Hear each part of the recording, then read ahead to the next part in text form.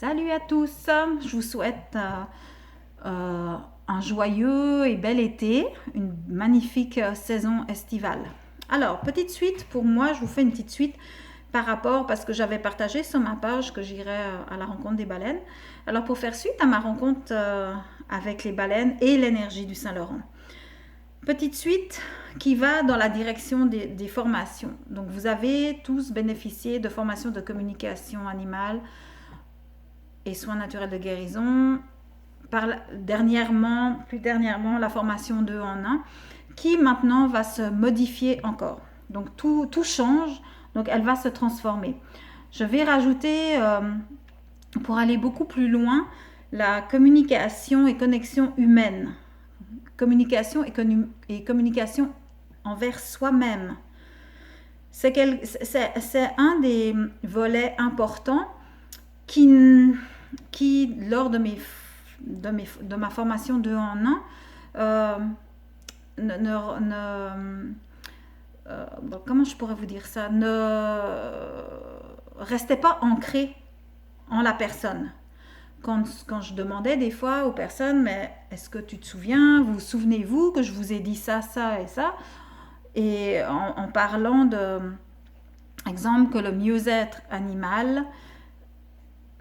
et bien-être animal est relié au nôtre, personne n'avait entendu mes phrases.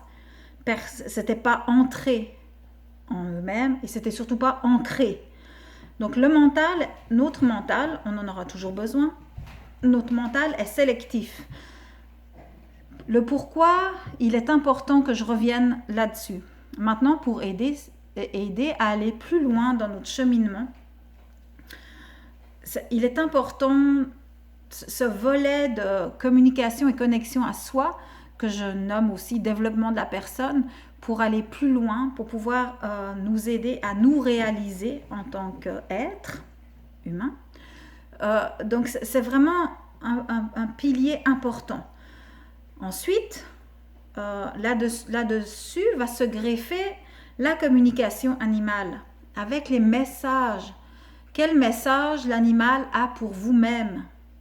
Ou par la suite, si vous avez de la clientèle ou des amis, puis que vous voulez aller chercher des messages pour eux, il va falloir leur expliquer, parce qu'autrement, trop souvent, lorsque nous prenons des messages, j'en parle en comment je pourrais dire, j'en parle parce que je l'ai vécu. Longtemps, j'allais me chercher mes propres messages en écriture inspirée. Puis, bah oui, le message, bah ouais, il est mignon, bah ouais, ok. Puis, je le laissais de côté. 2 semaines plus tard, je reprenais un message. Puis, il voulait sensiblement dire la même chose. Mais je ne m'occupais pas des messages. Et c'est la même chose pour les messages des animaux envers l'humain. On ne s'occupe pas des messages. Bah oui, c'est un beau message. Mais ça ne suffit pas, le beau message. C'est pas ça qui va aider les animaux qui partagent notre vie à aller mieux. Parce qu'on n'oublie pas qu'ils travaillent pour nous. Hein. On ne le sait pas là, mais tous les animaux qui partagent notre vie travaillent pour nous. Comme je le disais souvent, je mettais l'image, ils pédalent fort pour nous. Donc ils transmutent nos énergies. Ils transmutent jusqu'à ce que leur propre énergie soit atteinte dans leur santé. Et là, lorsque leur énergie est atteinte dans leur santé, ben là, c'est une porte qui s'ouvre au niveau de la maladie, de l'accident. Maladie, accident peut aller jusqu'au décès de l'animal. Je sais que plusieurs d'entre vous ont perdu dernièrement des animaux.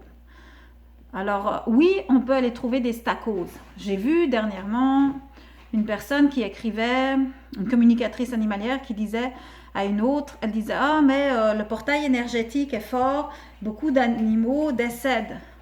Pour moi, c'est pas ça là, c'est pas ok, c'est peut-être juste. Je ne mets pas en doute ce qu'elle dit, juste que ma vision est différente. Si l'animal tombe malade, a un accident et en décède, il a une partie qui lui appartient, la partie de son âme qui choisit de quitter le plan terrestre. c'est ça, qui choisit de quitter le plan terrestre. Maintenant, pourquoi à ce moment-là, l'animal choisit de partir? Et ce pourquoi-là a un lien avec ce que nous vivons. Dans le sens que ce que nous portons, et je m'inclus dedans, c'est pas léger là, c'est lourd. Et plus nous allons travailler sur nous-mêmes, plus ça va être facile pour les animaux qui partagent notre vie, plus ça va être léger. Et puis peut-être que moins ils tomberont malades, moins il y aura des questionnements. C'est aussi valable au niveau du comportement, hein, parce que j'ai vu d'autres personnes qui avaient des soucis de comportement avec les animaux qui partagent leur vie. Donc, que ce soit comportemental, que ce soit au niveau de santé ou au fait qu'ils soient décédés, tout est relié à nous-mêmes. Et ça nous devons l'accepter. Nous devons accueillir et accepter ces étapes de vie. Tout change. Nous sommes dans des cycles. Effectivement. Attends. Happy. Qu'est-ce que tu fais? Oh, c'est Happy, c'est mon chien. Hein, pour ceux qui le connaissent. Alors voilà. Donc c'est ça que ça donne un petit peu. Donc tout gravite autour de soi. Puis les trois piliers que je donne, donc communication et connexion envers soi-même, qui est le développement de la personne, la communication animale qui va demander, où nous allons aller beaucoup plus loin que ce qu'on a fait à ce jour, ne serait-ce que d'aller chercher les messages et de regarder que fait-on de ces messages-là. C'est pas juste oh il est beau, je l'imprime puis je le mets au mur là ou je le mets sur mon frigidaire, c'est pas ça là, ok? Et puis d'aller plus loin aussi au niveau des soins animaliers. Voilà, ils sont dans notre vie pour nous guider, pour nous aider. Alors c'est ça, soyons-en conscients et profitons-en, profitons dans le bon sens. Donc si nous voulons les aider, la solution c'est de prendre soin de soi. Alors voilà, je vous ai juste fait un petit coucou par rapport au message des baleines, mais il n'y a pas que le message des baleines, ce ne sont pas que le message des baleines et du Saint-Laurent, c'est aussi le message de mes chevaux. Je sais que plusieurs d'entre vous ont perdu, des animaux sont décédés, et c'est la même chose pour moi. En 3 mois et demi, j'ai perdu 2 chevaux, ont choisi de quitter. Alors, qu'est-ce que je fais avec ça? Hein, c'est ça. Alors, ils ont choisi de quitter.